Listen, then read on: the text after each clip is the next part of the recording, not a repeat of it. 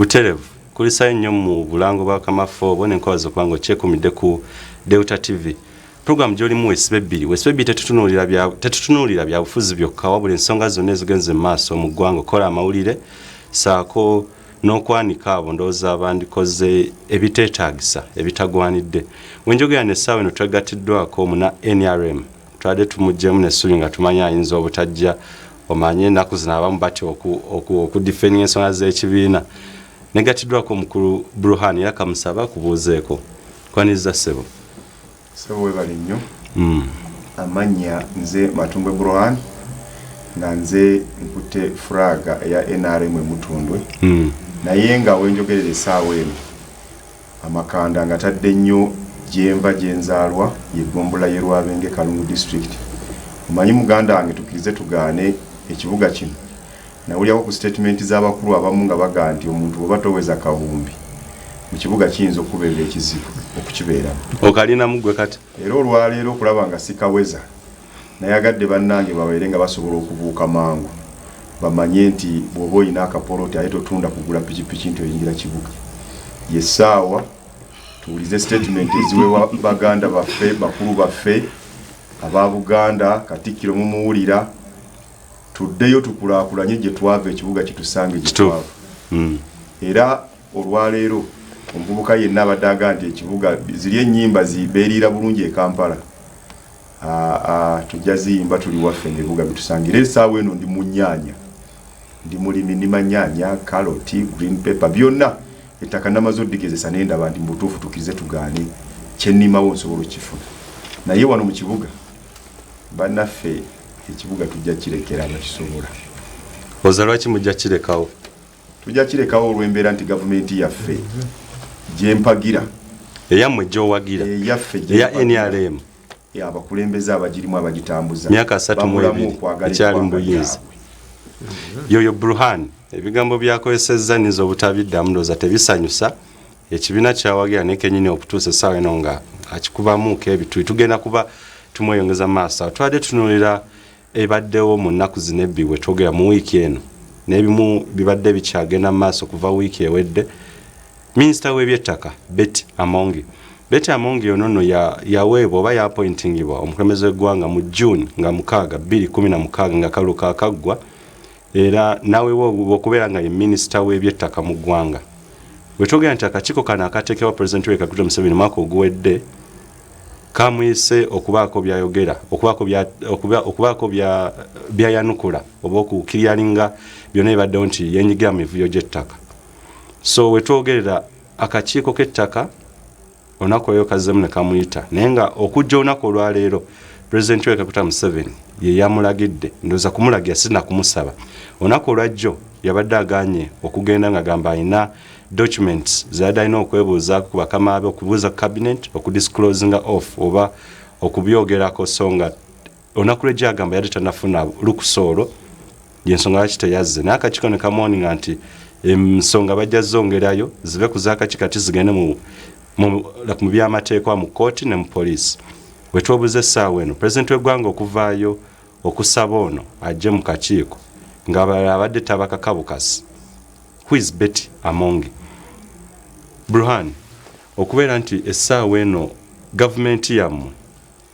erimu abantu ba ministers oba bakulembeza aba appointing ba president okutuuka ng'essaawa eno ate benyigira mu mivuyo gy'ettaka. Gavumenti eno yajja n'engoma kisanja hakuna mchezo. Bye bino ebibala bya kisanja hakuna mchezo okubba ettaka ly'abantu ekyakolera ebirwadde byakoyawo ebiri obwavu enguze efuuse enguzi bino bye bibala bya kisanja hakuna mchezo. Kanda wange hakuna mchezo kyobola nti abamu abasinga batandise okugitifininga nga bwe baagala. Ate n'osanga ng'oluusi batuufu mu saamu awo. Kuba olwaleero kisanja hakuna mchezo nze example kandi simbule Rwabenge gyendi. Olwaleero ffe ewaffe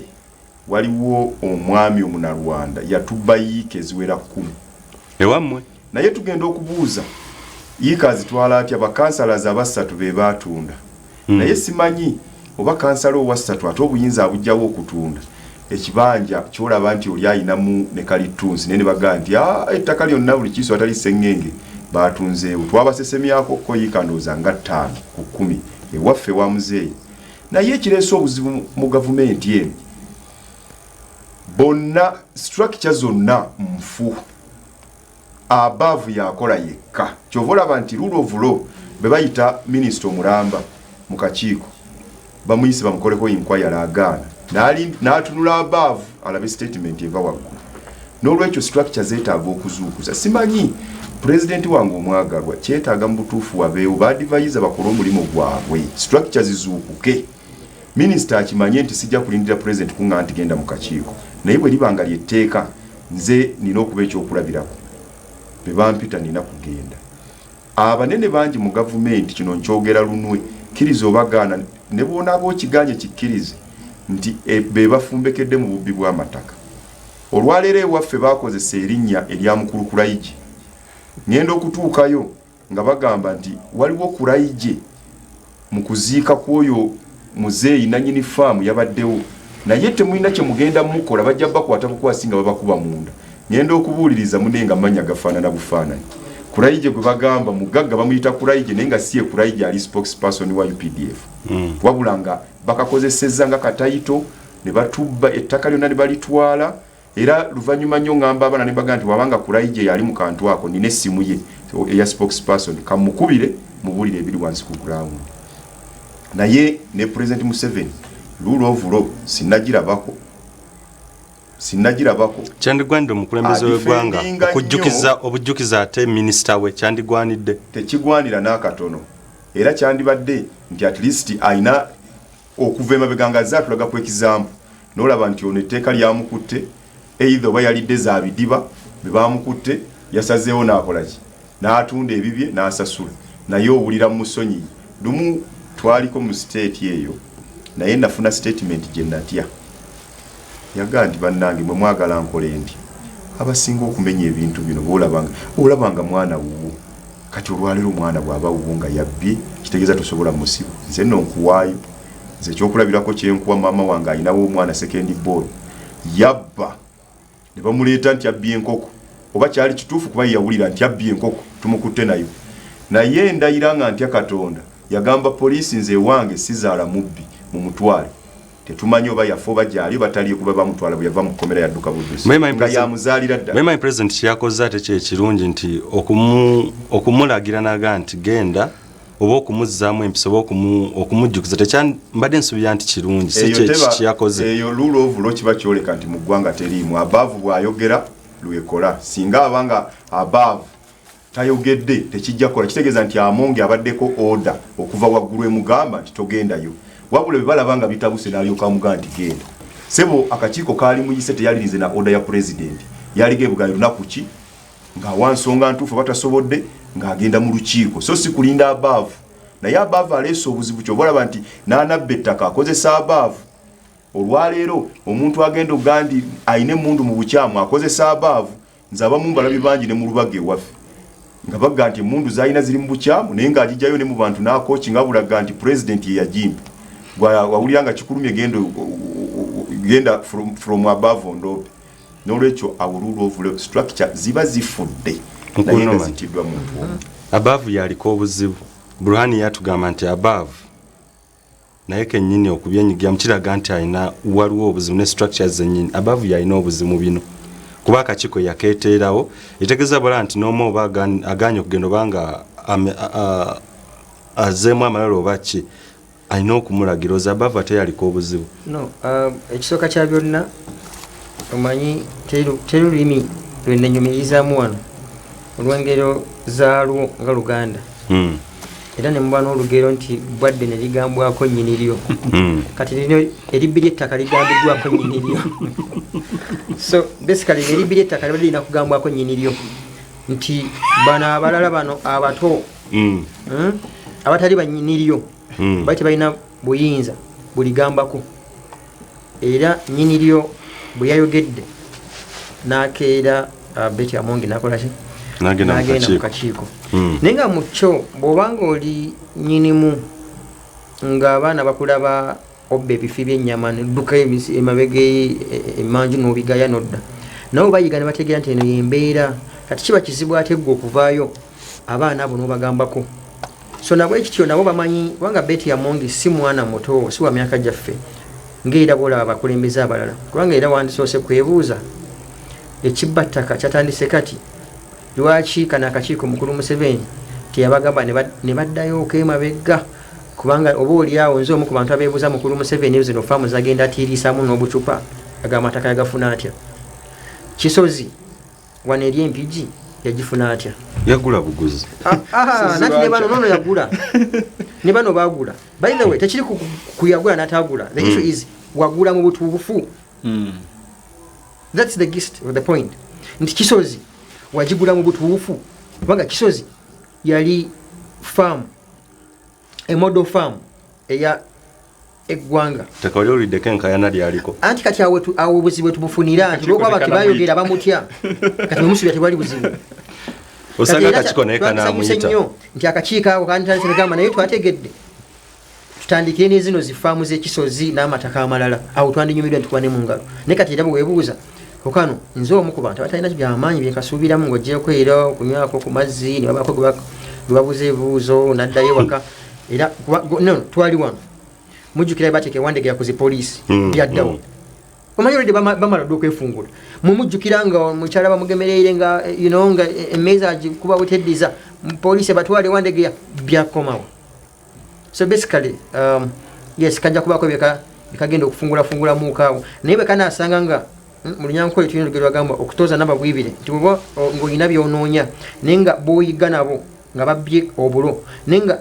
bebabbye bennyini bebakulembera bwemba munatera ensigo z'obulo bwe zagize nga bakugamba atudde wano kubanga be babubbye bamanyi gye bwalaze tebakuza sayidiwa kati bwe bana okutambula ne batambula nga bino ebigere bibalina we batwale w'omukyayina omu katugeze ojja kwewonya akakiiko kajja kuyimirira akakiiko kano mbwa eboggola kubamanyi mu luzungu balina olugero lugamba nti embwa eboggola teruma backing dog seldom bite ogamba akakiiko kano tekalina kye kajja kukola n'ataba amaanyi kagajjeeyo basudiri babayise bakatikkiro agenze mu kakiiko pasita Kakande ate ogamba otya nti akakiiko tekalina bye kajja kukola bonabona kabayise osanga kalina sitepu esigadde nti bonna abagizabitse mu kakiiko kano nga mwabonyabonya abantu kati yessaawo omanyi otya nze lwakuba sikkiririza muzaala naye oba oliawo nandibetinze nantaddewo omusingo nti bwe kasukka kwekyo okuwaayo report ne balonki nga mukulu Museveni nga bulijjo nakuba engalo n'abeebaza nawa speech nandikwadde ekinusu obukiiko bungi sikee kasoose mukyala omulamuzi Sebutinde yalina akakiiko keyali ahedinga ka poliisi report nebayo nga nnungi nga n'abantu n'amanya ge yamenya baveeyo ndowooza bano abagisoma bagisulise nga balinga bo abasoma nti ate bano ababbi betwazuula mu poliisi ebiseera ebyo mubongere bongezi ranka nti Mayombo bwe yafa ne basawa akakiiko report nefuluma ne bagi of course bo batugamba report zifuluma naye gye baziteeka tetumanyi banga reporting gwe genda okuyamba ate ffe tetugamba bono ogenda kusawa akakiiko ekituleetera okutugamba nti tugenda kusaba commission of inquiry tutegeeza nti naffe tugenda gifunamu bwe nabefulumye naye bwebanga egenda kugasa gwe ng'omuntu ng'omukulembeze nga sekinnoomu there is no need okutumalira obudde ntugamba amatedde w'akakiiko kubanga ng'ate okimanyi nti ne report bwenafuluma akakiiko k'amasiro njagala ombuulire newabeera Katikkiro sisuubira nti amanyi ne report eyo kyegamba so basically bino akakiiko k'ettaka kano kagasaani si Munnayuganda owaawa manyi bannayuganda tulina banjawulo waliwo bannayuganda owaawa nsono ate awo mwakikwatawo bannayuganda kakiriki katono nnyo bwe kati akenyumiriza mu Uganda kankujjukize okimanyi nti mulimba lwamwe ery'oggwanga mulimu Uganda the land that feeds us kituufu okimanyi abantu abasula enjala mu Uganda kati naye nga mubayimba luyimba lwe lumu sikengende waabwe bali ku ttaka lyerimu ebigambo bya Norman mbyaga nnyo nti akozesa nnyo symbols images kwegamba aleeta ebintu nga biri ironical biri fano kisuubira ekintu naye ng'olaba erudda kituufu akakiiko kanene ezimu ku objectives oba emiramu egyakateesaawo ndowooza okurevealing oba okusingira ddala okutuukira ddala ku nsonga ya wansi kugenda ddala ku grassroot okumanya emivyo gy'ettaka we gisibuka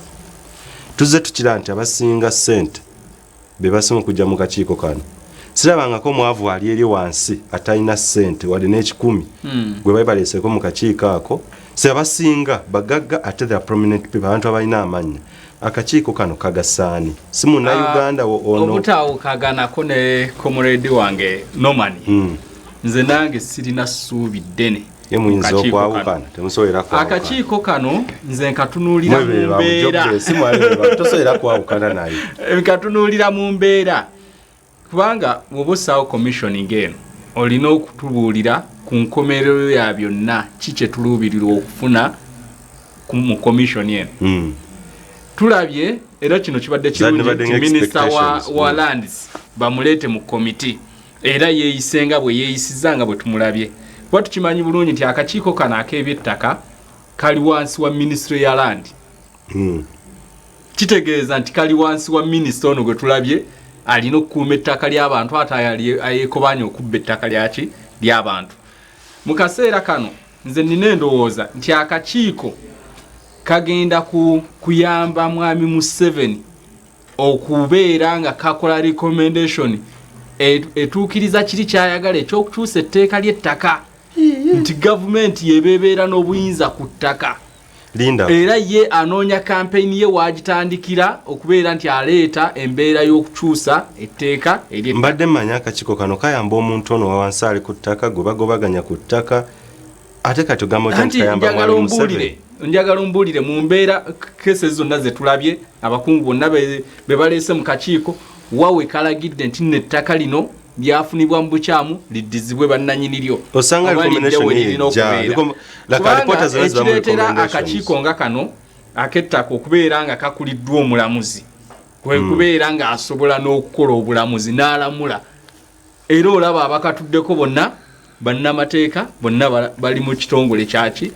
ekiramuzi bakole okulamulaawo then kuteekebwe buteekebwa muki mu nkola. Olwaleero tulabye nga buli omu ajja n'azimbamu awo n'awaayo submission ze mu mbeera ya lusaagosaago kubanga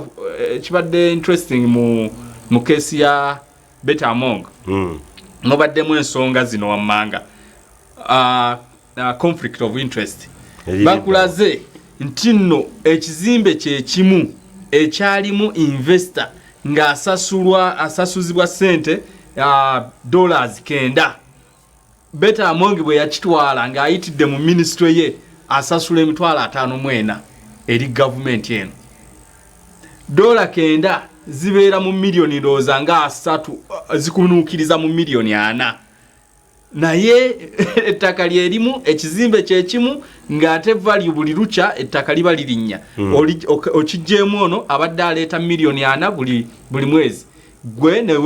neweeyisa n'obeera ng'osasula emitwalo 54. That is conflict of interest. Era nga conflict of interest zezimu ku grounds immediately zikujjisa mu office tetulabye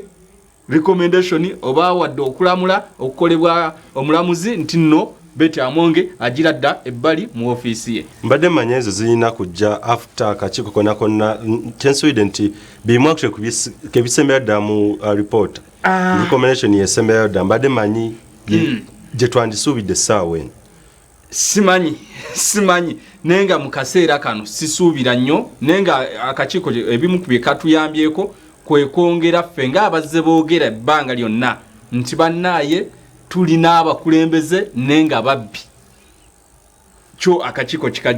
kakijjeyo bulungi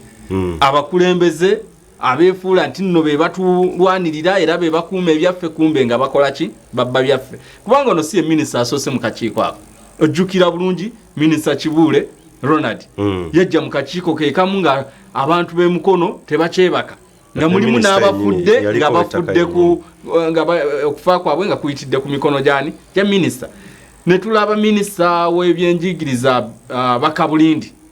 Bakabulindi ku ttaka ly'Kololo ery'essomero era naye twamulabako mu kakiiko ekyo kikulaga nti nno abantu bano tebatuweereza buweereza wabula bali mu tunyunyuuta